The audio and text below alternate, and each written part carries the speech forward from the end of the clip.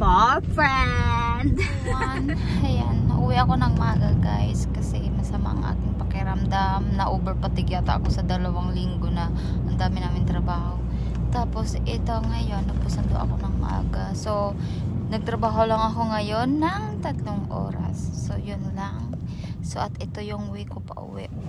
Ibang way siya. Tingnan nyo naman guys. Yung langit, galit na galit. Hindi kasi magwi-winter na kasi siya kaya ganyan. Tag-ulan dito ngayon. Kaya talagang masama ang pakiramdam. Maraming nagkakasakit ngayon.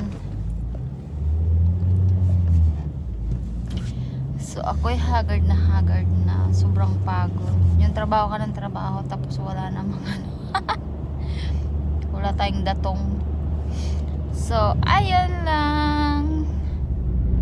At ito yung way namin guys. Ang ganda no.